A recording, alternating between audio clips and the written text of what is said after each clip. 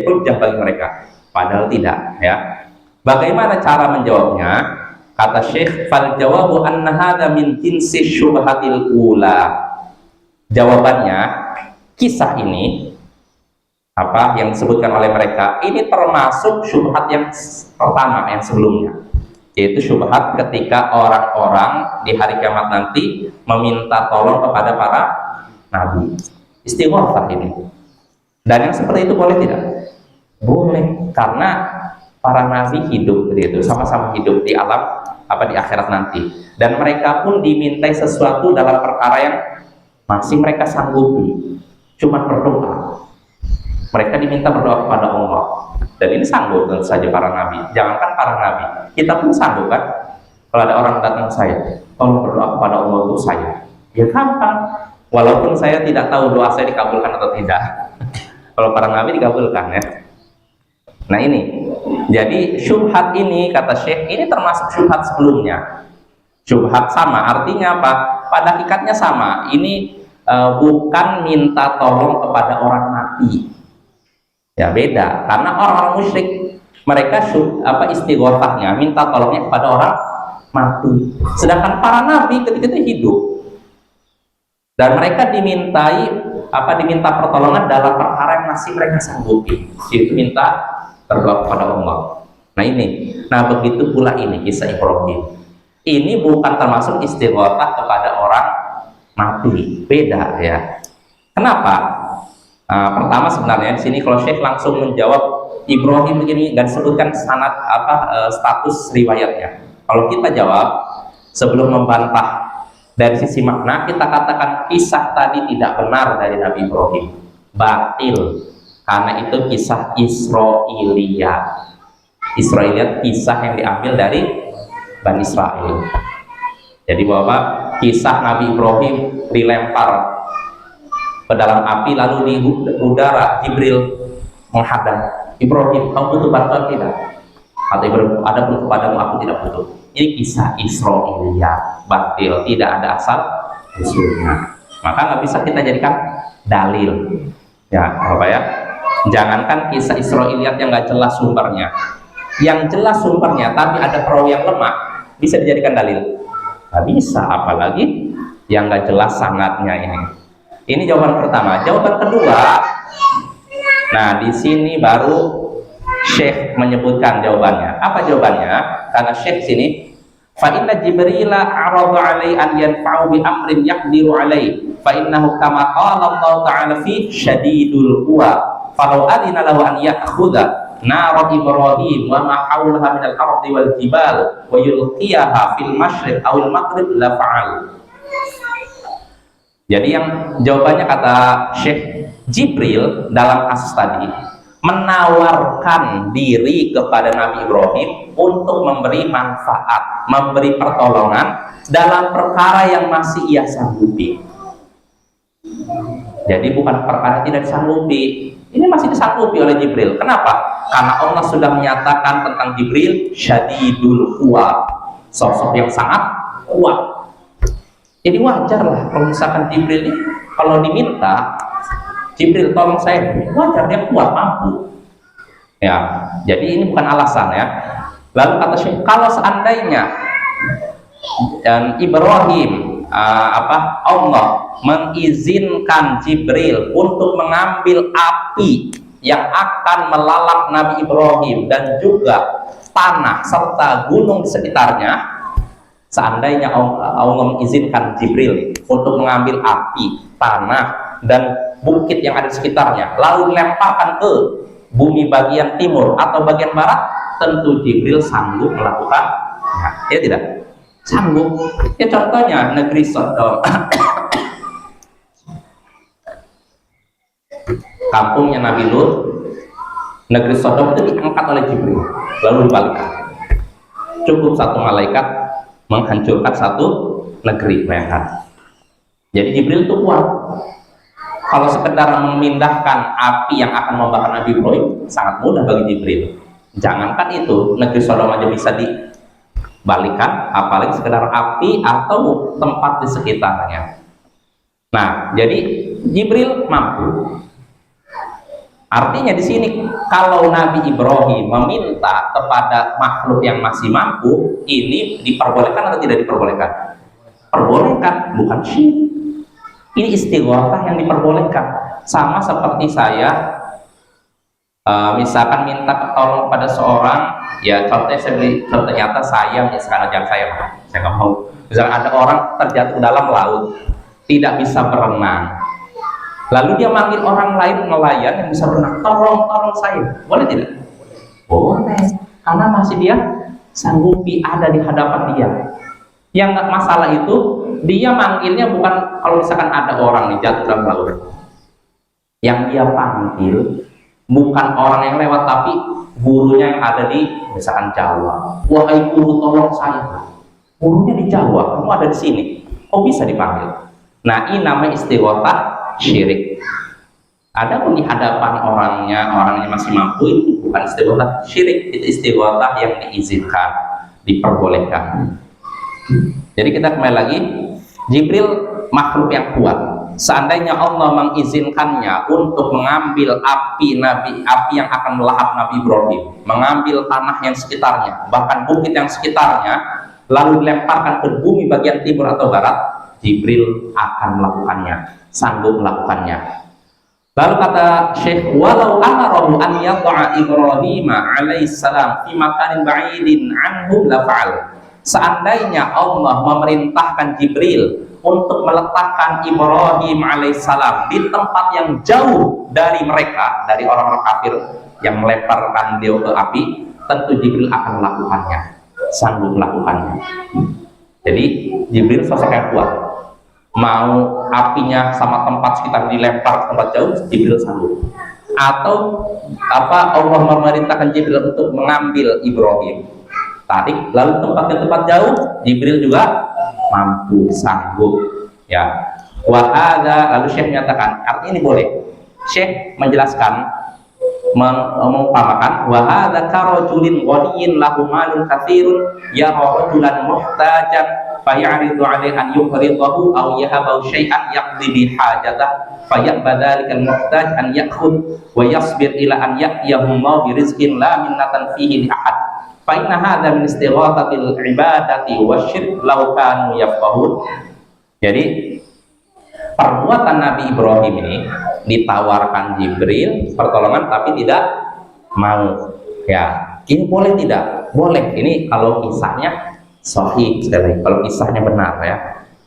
Jadi perbuatan Nabi Ibrahim ini seperti contohnya ada orang kaya punya banyak harta, lalu dia menyaksikan ada orang yang membutuhkan pertolongan, lalu orang kaya ini nawarkan kepada dia, kamu mau nggak minjam uang? Kayaknya kamu sulit nih ekonomi kamu, nggak kamu minjam uang, saya pinjamkan uangnya. Atau dia menawarkan kepada orang tersebut untuk memberi sesuatu, untuk memenuhi kebutuhan dia. Kamu sebenarnya sulit ya nih, mau nggak kamu saya kasih? Nah, ini kasus Nabi Ibrahim dengan Jibril sama seperti itu. Ada orang kaya punya banyak harta, melihat orang susah, ditawarkan pinjaman atau tawarkan bantuan pemberian. Tapi orang tersebut tidak mau menerimanya.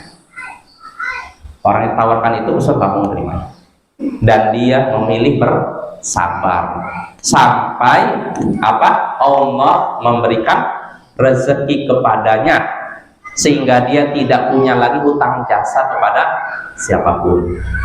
Jelas ya? Ini permisalan Nabi Ibrahim dengan tadi. Nabi Ibrahim dengan Jibril sama seperti kisah, sama seperti orang kaya yang menawarkan bantuan kepada orang miskin. Orang miskin tahu, mau nggak kamu saya pinjamkan uang? Mau tidak kamu saya berikan kemudahan?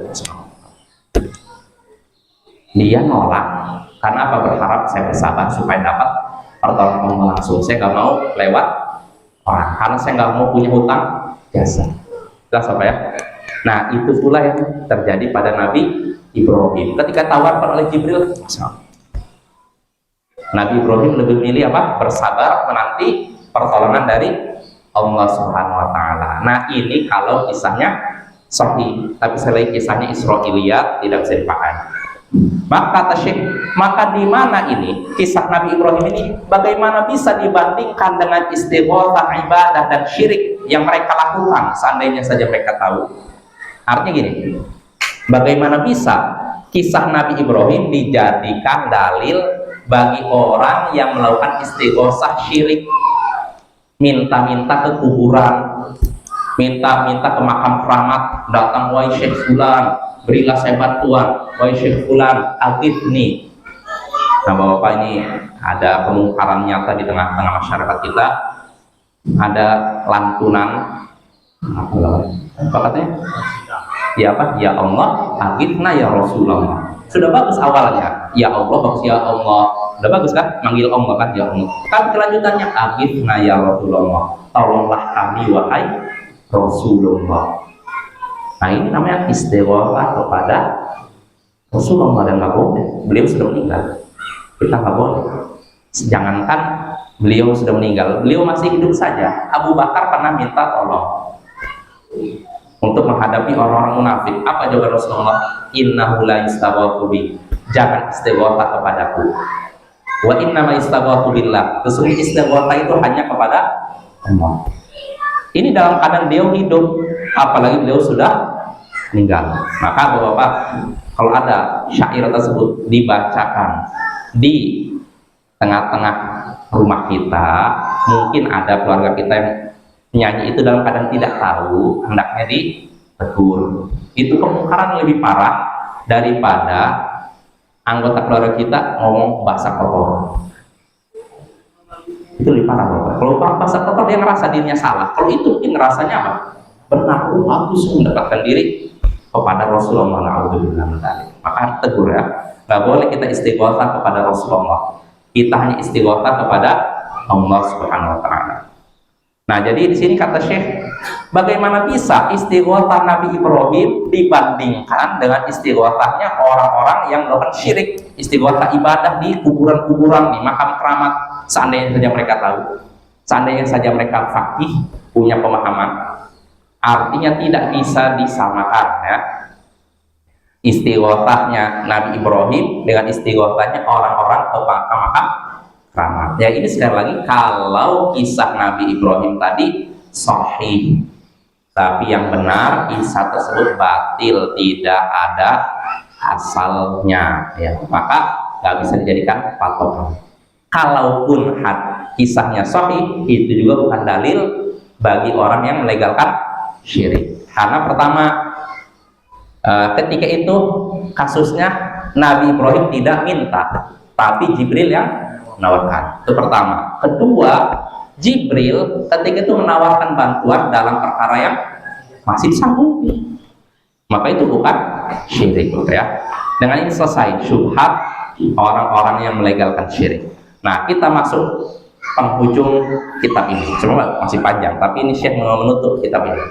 Kata Syekh sini, wal nakhtimil kalama insyaallah taala bi mas'alatin 'azimah muhimmatin jiddan li tufahamu mimma taqaddam walakin nufridu lahal kalama li'idhami sya'niha wa likathratil ghalati fiha. Dan sekarang hendaknya kita menutup pembicaraan ini insyaallah. Pembicaraan dalam kitab ini, kita nutup pembicaraan dalam kitab ini dengan masalah besar yang penting sekali, dan itu bisa dipahami dari yang sudah berlalu. Artinya Syekh ingin menyimpulkan apa pembahasan yang sudah berlalu itu. Jadi kata Syekh, kita ingin menutup pembicaraan perbincangan kita insyaallah dengan masalah besar, masalah penting sekali yang dipahami dari yang sudah berlalu. Akan tetapi sengaja kami khususkan pembicaraan ini karena besarnya sya'niha, karena besarnya urusan ini, dan karena banyaknya kesalahan di dalamnya.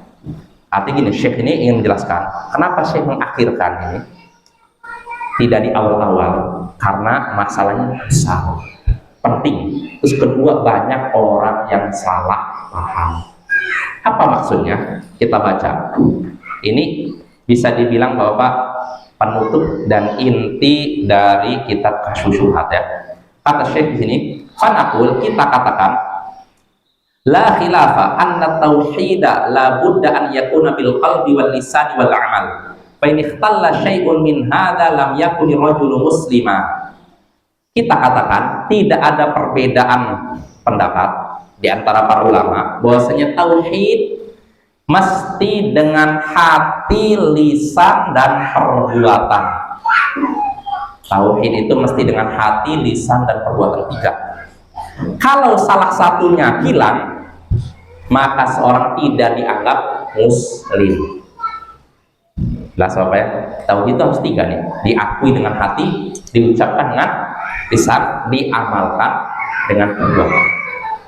Kalau ada salah satunya hilang, dia tidak dianggap muslim. Kalau tidak dianggap muslim berarti apa? Kafir, musyrik ya. Jelas? Jadi harus 3 nih, hati, lisan, perbuatan. Kata Syekh, "Fa in 'arafa tauhida wa lam ya'mal bihi fa huwa kafir mu'anid ka kufri Fir'aun wa iblis wa amsalihima." Jika seseorang tahu tauhid tapi tidak mengamalkannya, maka dia seorang kafir penentang, kafir yang menentang atau keras kepala, saya katakan itu, seperti kekafiran Fir'aun, iblis, dan semisalnya. Jadi kalau ada orang tahu tauhid itu benar, tapi tidak mau mengamalkannya, artinya kalau tahu tauhid itu benar, berarti diyakini dengan hati, dia tahu tauhid benar, tapi tidak mau mengamalkannya, maka ini seorang kafir mu'anid, kafir yang keras kepala atau penentang, ya. Dan kekafirannya seperti kekafiran Fir'aun dan iblis dan semacamnya. Fir'aun tahu tauhid tidak? Meyakini tauhid tidak? Meyakini tauhid. Iblis juga sama. Bahkan iblis lebih tahu tauhid dibandingkan Fir'aun. Kenapa? Makhluk pertama dia. Ya, dia ngerti. Nah, tapi iblis tidak mau mengamalkan tauhid. Jadi kira-kira muslim bukan? Tidak. Fir'aun bukan muslim, Bapak ya. Nah, kata Syekh sini, wa hadza yaghlitu fi katsirin nas. Inilah perkara yang banyak orang-orang terjatuh dalam kesalahan. Banyak orang-orang terjatuh dalam kesalahan dalam hal ini.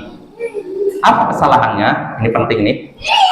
Yaqulun inna hadza haqqun wa nahnu nafhamu hadza wa nashhadu annahu haqq walakinna la naqdiru an naf'alah wa la yajuzu 'inda ahli baladina illa man wafaqahu aw ghayra dzalika minal a'dzar.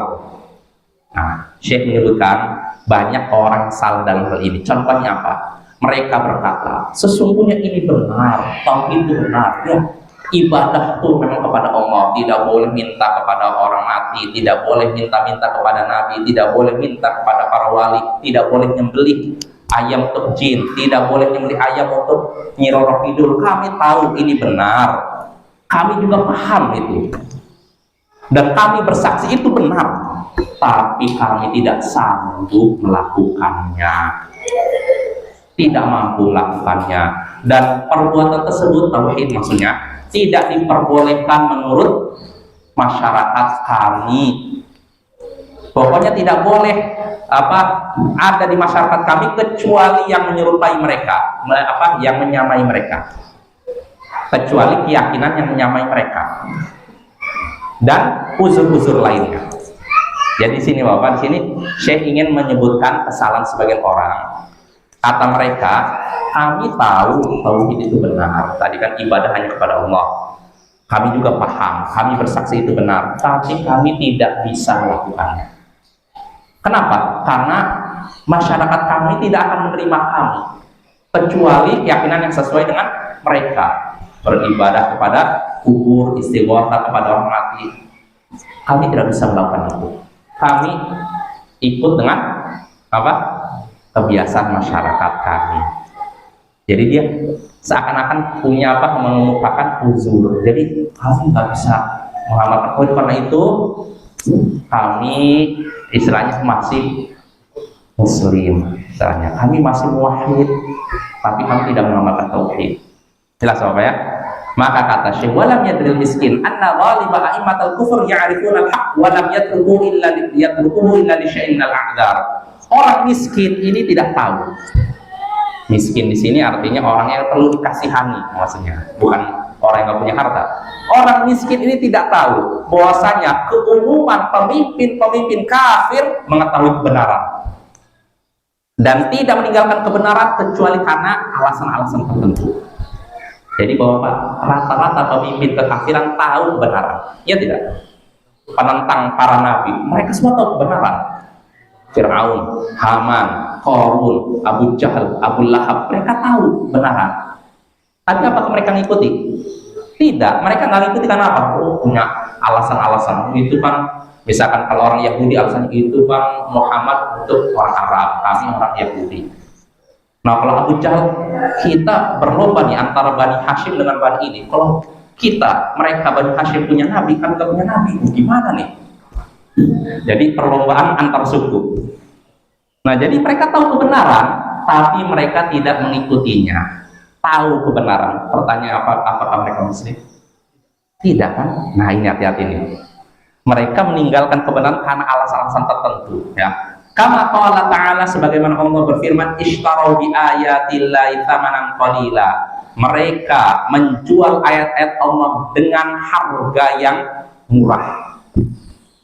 Artinya apa? Mereka menukar kebenaran dengan dunia. Mereka tahu dunia, tahu kebenaran, gak mau mereka ikuti karena mencari dunia. Nah ini terutama orang-orang Yahudi ya. Wa ghairi dzalika minal ayat, dan juga ayat-ayat lainnya. Kaqaulihi ta'ala, sebagaimana firman Allah Ta'ala, ya'rifunahu kama ya'rifuna abna'ahum. Mereka mengenalnya sebagaimana mereka mengenal anak-anak mereka. Mereka mengenalnya. Mereka ini siapa? Orang-orang Yahudi.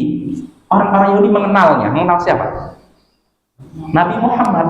Seperti mereka mengenal anak-anak mereka. Artinya tahu ciri Nabi Muhammad ini, Nabi terakhir, sifatnya seperti apa, tanda fisiknya seperti apa.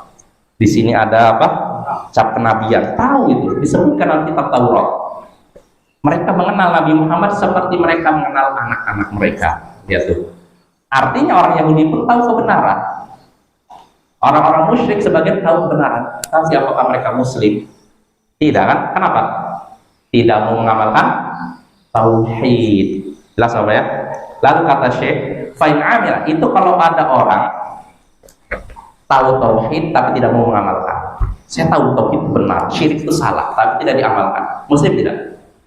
Musyrik dia, kafir. Nah sekarang kebalikannya, kata Syekh, fa'in amila bitauhid amalan zahiran wa huwa la yafhamu wa la ya'taqidu biqalbi fa huwa munafiq wa huwa syarrun minal kafiril khalis. Kama qala innal munafiqina fid darkil asfali minan nar. Sebaliknya, kalau ada orang yang mengamalkan tauhid secara lahir saja, dia doanya kepada Allah, tidak kepada wali, tidak kepada nabi. Dia mengamalkan tauhid secara lahir, tapi tidak memahaminya. Saya nggak tahu maksudnya apa ini. Yang penting saya amalkan. Dan tidak meyakini kebenarannya dengan hatinya. Diamalkan tapi tidak yakin benar apa enggak ini.